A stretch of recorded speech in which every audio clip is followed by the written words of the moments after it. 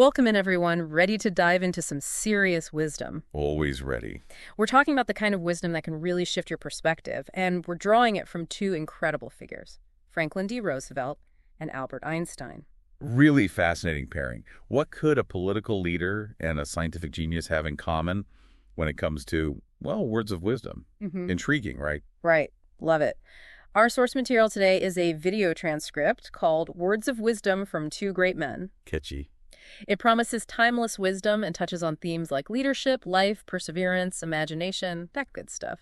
We may not have all the exact quotes in front of us, but we can dig into these themes, see what we find. Precisely. What I find fascinating is that both these figures, they achieved incredible things during really challenging times. We're talking Roosevelt leading the U.S. through the Great Depression, World War II, and Einstein.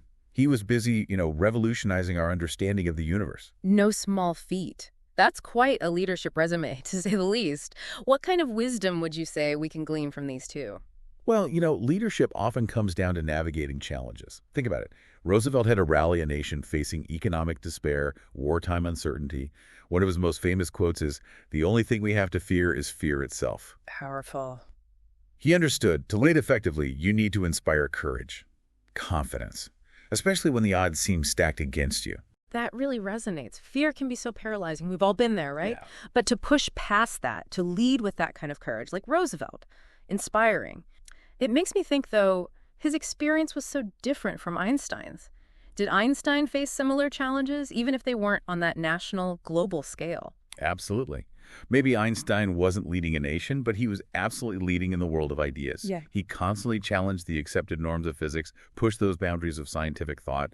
That requires immense courage. One of his quotes that really stands out, he said, "Imagination is more important than knowledge, for knowledge is limited, whereas imagination embraces the entire world, stimulating progress, giving birth to evolution." Wow. So both men, though in completely different fields, they emphasize pushing those boundaries. Roosevelt pushed political, social boundaries, and Einstein, he blew the lid off scientific ones. Mind-blowing. Right. It speaks to a universal truth. Whether you're leading a nation or even just trying to live a fulfilling life, having the courage to face your fears, embrace new ideas, that's essential. Absolutely. And here's where it gets even more interesting. Our source also mentions sparking the mind, uplifting the spirit. Feels very Einstein at first glance, but do you think Roosevelt's leadership speaks to that as well? It does. Think about how Roosevelt himself embodied those things. He had this remarkable ability to connect with people, give them hope during some really dark times. His famous fireside chats on the radio, he'd speak directly to the American people, sharing news, offering reassurance during some of the toughest moments in American history. So it's like he understood that leadership wasn't just about those tough choices, but connecting with people on a human level, inspiring them, lifting their spirits. To our listeners out there, which theme is really speaking to you right now? Is it leadership, navigating life's ups and downs, perseverance, maybe igniting that imagination? As you reflect on that, here's something else to consider. We've seen how Roosevelt's leadership during adversity, it shares some unexpected common ground with Einstein's ideas about imagination and knowledge. How might those two things work together? Could Roosevelt's resilience, his courage, have been fueled by a kind of Einsteinian imagination, that willingness to see possibilities where others saw only problems? It's something to ponder as you continue your own exploration of wisdom. Welcome to a deep dive, everyone. Today, we're really going deep with some FDR quotes, not just the famous ones, though those are great too. We're looking at what they reveal about his views on leadership, even how to deal with tough situations. And, well, let's be honest, a little bit of that classic FDR cynicism about politics never hurt anyone, right? His words still resonate today, that's for sure. They really do. I mean, take, for instance, the one everyone and their dog knows. The only thing we have to fear is fear itself. Boom, right. He drops that during the Depression. Everyone feels better, but is it always true? Should we really try to have zero fear ever? So it's a bold statement, no doubt, and timed perfectly for that moment. But honestly, a world without any fear whatsoever sounds kind of reckless, right? Right. Like, how do you make good decisions if you're not at least a little afraid of the consequences? Exactly. Yeah. A healthy amount of fear. It's what helps us see danger, Yeah. makes us think twice before doing something risky, It's when fear is used to control people, that's when it becomes a problem. It's true. Think about how often we see that happening, even now. Using fear to get people to make decisions that maybe aren't the best for them. Which, speaking of facing tough situations, leads me to another FDR gem. When you reach the end of your rope, tie a knot and hang on. I mean, how vivid is that image? But is there real advice in there, or is it just a saying? Oh, there's depth there. Think about it. It's not just about hanging on for dear life. It's about being resourceful, right? Right. When things are falling apart, you got to find a way to adapt to create a solution, even when it's not obvious. So it's resilience, yeah, but also that spark of, ingenuity to make something out of nothing. You got it. And we see it all the time. Think about companies, especially in tech. They hit a wall, product flops, whatever, but the ones who make it, they tied that knot. They shifted gears, came up with something new. And suddenly, they're not just surviving, they're thriving. It's that ability to turn a crisis into an opportunity, isn't it? It's incredible how that idea of making something from nothing, that resourcefulness, it pops up everywhere, right? But FDR, he wasn't just about weathering the storm. He had some strong opinions on what it means to lead. Like he once said, "I ask you to judge me by the enemies I have made." That's a statement. Is that how we should measure a leader, though? By who they've annoyed? It's definitely food for thought, isn't it? Yeah. I mean, having people who disagree with you, it doesn't automatically make you right. You could just be good at being, kind of difficult. Yeah, exactly. There's got to be more to it than that. Not just being contrary for the sake of it. Right. But I think what FDR was getting at, it's that real leadership often means shaking things up. And not everyone's going to like that. You're going to ruffle some feathers, step on some toes, if you're actually trying to make a difference. Exactly. Especially if you're taking on the powers that be, pushing for change, expect some pushback. It comes with the territory. So having those enemies, in a way, it could be a sign you're onto something important. Right. That you're not just going along with the flow. Could be. Of course, it doesn't mean every enemy you make is proof you're right. You got to think about the why, what are they opposing, and is it justified? But it's worth considering, right? When someone's made some enemies, maybe they were fighting for something bigger than themselves. And that idea, challenging the norm, preparing for what's next, it ties into another FDR quote that really hits home these days. We cannot always build the future for our youth, but we can build our youth for the future. It seems like everyone's obsessed with predicting the future, right? The next big tech thing, what skills will be hot. But this quote, it flips the script. Instead of trying to build the future, we should be building the people who will inherit it, right? Right. It's saying, hey, the world's changing fast. We can't know exactly what's next. What's more important is that next generation, they need to be adaptable. They need critical thinking skills, the kind that can handle whatever comes their way. Because knowing a specific piece of software today, it doesn't mean it'll be useful in 5 years. Things are moving that quickly. Exactly. So instead of stuffing their heads with facts, which might be outdated tomorrow, we need to make sure they can learn anything, adapt, solve problems creatively. That's what's going to last. It's that love of learning, isn't it? That curiosity that never goes out of style. And not just for young people, for all of us, really. Absolutely. Question your assumptions, be open to new info, consider different points of view. That's how we grow. Which, speaking of points of view, it reminded me of this FDR quote. A little more on the nose, maybe, but he said, "I am neither bitter nor cynical, but I do wish there was less immaturity in political thinking." I mean, could you print that in the paper today or what? It's like he was writing about today, right? Some things never change, it seems. They really don't. Do you think it's gotten better, though, this whole political climate, the way we talk about things? Or worse, maybe? That's a tough one. Social media is a double-edged sword, On the one hand, everyone's got an opinion. They can connect with others, organize around issues. That's amazing. But then there's the echo chambers, right?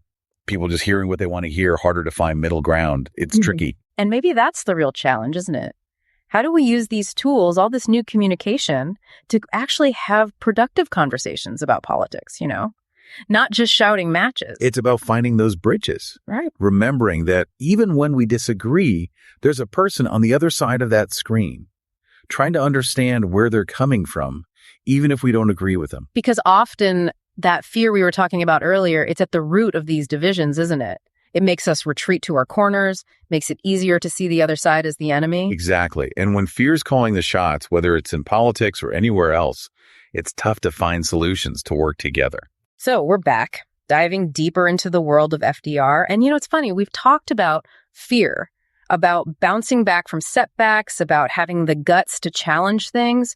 And running through it all, it feels like there's this undercurrent, this thread of how do we face the future? Right. What's the best way to approach all the unknowns out there? Exactly. And that's what made me think of this other FDR quote. It's like he's giving us a pep talk. He says, "It is common sense to take a method and try it. If it fails, admit it frankly and try another. But above all, try something.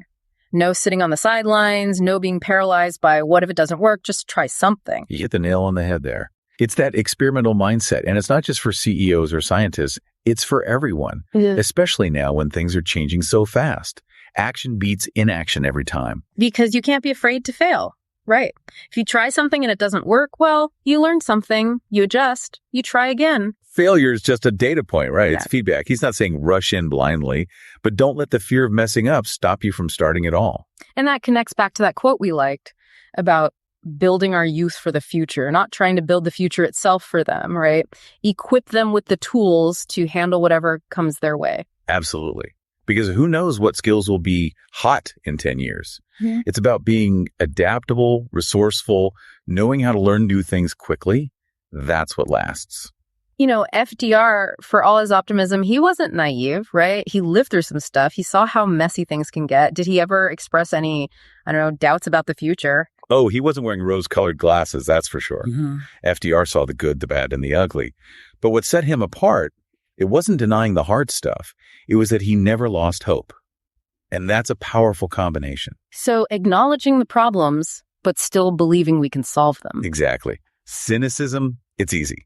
Say the world's going to hell in a handbasket, it takes zero effort. But that gets us nowhere. Believing things can get better, that we can make a difference, that's what sparks action. And isn't that what we're all about here? Taking these ideas, these timeless bits of wisdom, and actually doing something with them. It's not enough to just listen, right?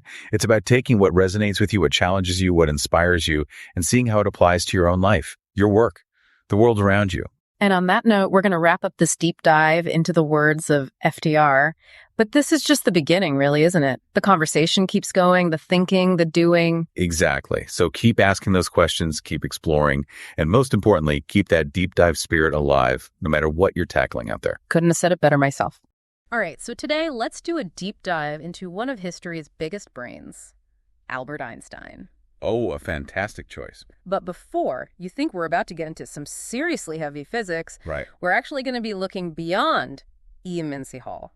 We're diving into Einstein's quotes. Okay. But not just the famous ones you hear all the time. Right. We're going to uncover some really surprisingly useful wisdom. I like it. So we're talking about imagination, perspective, even happiness. Exactly. It's all in there. And you've got quite the collection for us to explore today. What's amazing to me is how relevant his ideas still are. It really is. You know, even outside of science, Einstein's thoughts on things like imagination, they really resonate today. Yeah, and it makes you think, like, how could someone who spent their life thinking about the universe also have these profound insights into just everyday life? It's pretty remarkable. Like you said, imagination is more important than knowledge.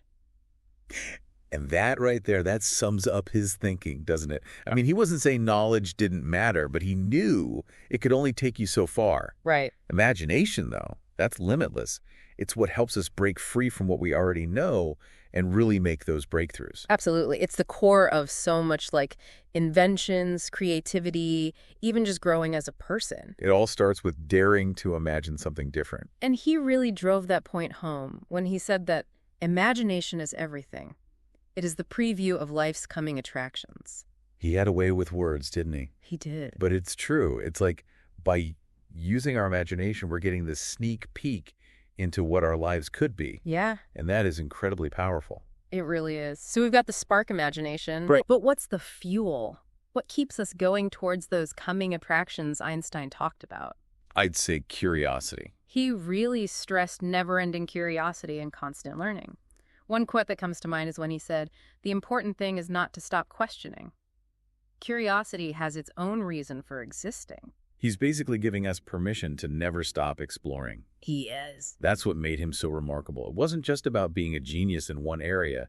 He knew learning was a lifelong thing. And it was that curiosity-driven hunger for knowledge that fueled it all. Exactly. Not just accepting things, but always digging deeper. That's how we grow both personally and intellectually. It makes you wonder, did he even see learning as accumulating facts? Or was it more about the journey of always seeking new knowledge? That's a great question. Because it seems like he was all about embracing that journey. Oh, absolutely. He wasn't about just blindly accepting anything. He was about Informed, curious exploration.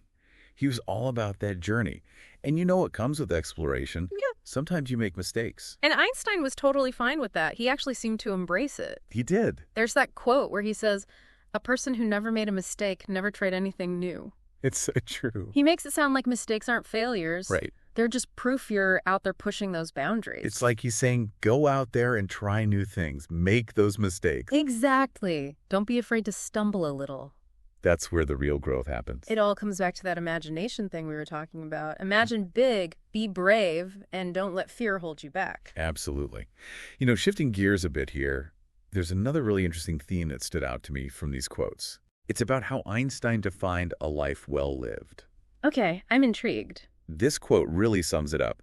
Strive not to be a success, but rather to be of value. Wow. It's so simple, but it makes you stop and think. It really does. In a world obsessed with status and achievements, he was urging us to focus on something much deeper. Yeah, like making a real difference in the world around us. Exactly. It's about contributing to something bigger than ourselves. There's another quote that really highlights that idea. Only a life lived for others is a life worthwhile. It's a powerful thought, isn't it? To live a life that's not just about you, but about making things better for others. It's definitely something to reflect on. Where do we find those opportunities to be of value in our own lives? It's a great question. And, you know, speaking of life lessons, Einstein actually had some pretty specific advice. Really? Like what? He had this list of 5 things he believed you should never share with others. Okay, now that's interesting. It seems kind of unexpected, right? Like coming from this brilliant physicist. You'd expect him to talk about, I don't know, the mysteries of the universe or something. I know, but then again, he clearly understood a lot about human nature, too. He did. Are you ready for the list? Hit me with it. Okay, number 1. Never share the secret to your success. Ooh, that's an interesting one. Why do you think he said that?